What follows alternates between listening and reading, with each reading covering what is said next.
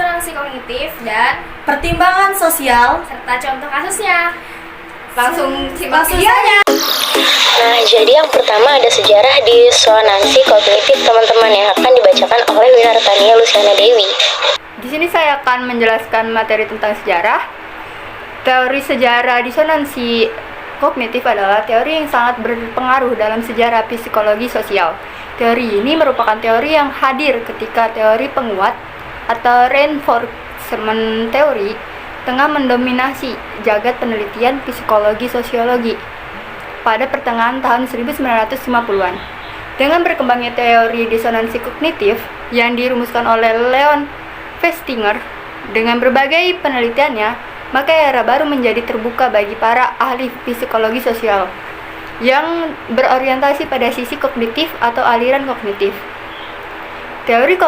Teori disonansi kognitif juga menginspirasi para peneliti dari berbagai disiplin ilmu. Salah satunya adalah ilmu komunikasi. Leon Festinger merumuskan pertama kali teori disonansi kognitif pada pertengahan tahun 1950-an dan dipresentasikan secara formal dan lengkap pada tahun 1957. Menurut Festinger, ketika seorang individu memiliki dua atau lebih elemen pengetahuan yang relevan satu sama lain namun konsisten dengan yang lainnya, maka terciptalah perasaan ketidaknyamanan. Festinger menyebutnya dengan teori disonansi. Dan materi kedua ada konsep dasar teori disonansi kognitif yang akan dibacakan oleh Caroline Dwi Zahra.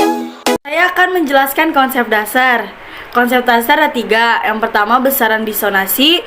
2. Mengatasi disonasi. 3. Proses disonasi. Saya akan menjelaskan yang pertama, yaitu besaran disonasi. Terdapat 3 faktor yang mempengaruhinya, yaitu pertama, derajat kepentingan merujuk pada seberapa penting suatu isu yang berdampak pada derajat disonasi. Kedua, jumlah disonasi merujuk pada seberapa banyak disonasi yang dipengaruhi oleh rasio disonasi atau jumlah kognisi disonan relatif terhadap jumlah kognisi. 3. Rasional merujuk pada alasan yang digunakan untuk menjelaskan mengapa sebuah inkonsistensi terjadi. 2. Mengatasi disonasi. Terdapat 3 cara yang dapat mengurangi disonasi, yaitu pertama, menambah atau mengurangi kognisi terhadap perubahan rasio konsonan ke kognisi disonan. 2. Mengurangi kepentingan kognisi disonan. 3. Melihat segala sesuatunya melalui perspektif yang berbeda. 3. Proses disonansi kognitif terjadi melalui beberapa proses persepsi, yaitu pertama, selective exposure. 2. Selective attention. 3. Selective interpretation. 4. Selective retention. Adapun materi ketiga tentang asumsi-asumsi teori disonansi kognitif yang akan dibawakan oleh Aulia Oktaviani. Asumsi-asumsi teoritis. Asumsi teoritis itu terbagi menjadi 4. Yang pertama, manusia memiliki hasrat akan adanya konsistensi pada keyakinan, sikap, dan perilakunya. Teori ini menekankan sebuah model mengenai sifat dasar dari manusia yang mementingkan adanya stabilitas dan konsistensi. Yang kedua, disonansi akan mendorong usaha untuk memperoleh konsonansi dan usaha untuk mengurangi disonansi. Teori ini beranggapan bahwa rangsangan disonansi yang diberikan akan memotivasi seseorang untuk keluar dari inkonsistensi tersebut dan mengembalikannya pada konsistensi. Yang ketiga, disonansi adalah perasaan tidak suka yang mendorong orang untuk melakukan suatu tindakan dengan dampak-dampak yang tidak dapat diukur. Teori ini menekankan seseorang yang berada dalam disonansi memberikan keadaan yang tidak nyaman, sehingga ia akan melakukan tindakan untuk keluar dari ketidaknyamanan tersebut. Terakhir, yang keempat, disonansi diciptakan oleh inkonsistensi biologis. Teori ini merujuk pada fakta-fakta harus tidak konsisten secara psikologis satu dengan lainnya untuk menimbulkan disonansi kognitif. Dan selanjutnya ada sejarah teori pertimbangan sosial yang akan dibacakan oleh Aisyah Fitri. Sejarah teori pertimbangan sosial. Teori ini menjelaskan seseorang terhadap objek sosial dan isu tertentu merupakan hasil proses pertimbangan judgment yang terjadi dalam diri orang tersebut terhadap pokok personal yang dihadapi. Menurut teori ini, perubahan sikap merupakan suatu penafsiran kembali atau pendefinisian kembali terhadap objek. Sikap dijelaskan sebagai suatu daerah posisi dalam suatu skala yang mencakup ruang gerak penerimaan, ruang gerak penolakan, ruang gerak tidak pasti. Perubahan sikap menurut teori ini terjadi jika informasi pembujukan jatuh di dalam atau berdekatan dengan ruang gerak penerimaan seseorang. Proses perubahan sikap bergantung kepada keteguhan individu dalam berperang pada suatu nilai atau pandangan. Dan selanjutnya ada konsep dasar teori pertimbangan sosial yang akan dibacakan oleh Caroline Dwi Azhara.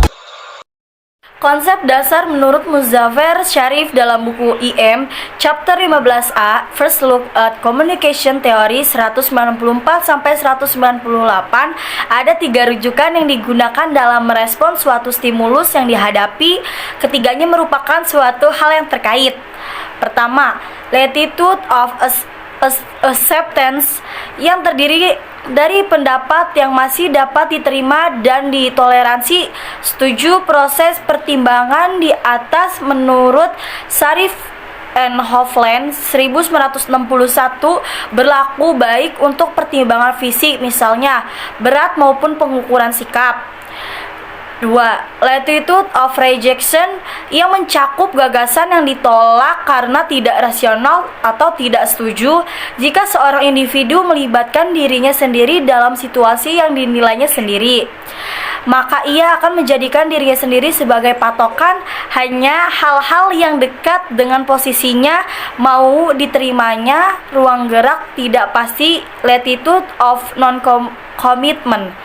3. Latitude of no commitment yang terdiri dari pendapat atau pesan persuasif yang tidak kita tolak dan tidak kita terima. Netral komunikasi menurut Sharif dan Hovland bisa mendekatkan sikap individu dengan sikap-sikap orang lain, tetapi bisa juga malah makin menjauhkannya. Sama seperti disonansi kognitif, pertimbangan sosial mempunyai asumsi-asumsi teori yang akan dibawakan oleh Aulia. Asumsi teoritis. Asumsi teoritis itu terbagi menjadi 5. Yang pertama, tentang proses psikologis yang mendasari pernyataan sikap dan perubahan sikap melalui komunikasi.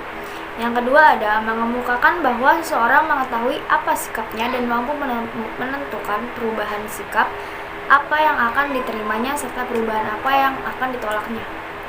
Yang ketiga, menjelaskan kepada kita tentang suatu pesan atau pernyataan diterima atau ditolak itu didasarkan atas peta kognitif kita sendiri terhadap pesan tersebut. Yang keempat ada tentang bagaimana individu menilai pesan-pesan yang mereka terima. Yang terakhir, yang kelima, hipotesis-hipotesis baru dan memperluas rentangan pengetahuan seseorang termasuk kita ketika sedang menerima pesan-pesan dan juga memiliki kekuatan terorganisir melalui perorganisasian pengetahuan yang ada di dalam otak kita mengenai sesuatu. Dan yang terakhir, kami akan memberikan contoh kasus disonansi kognitif.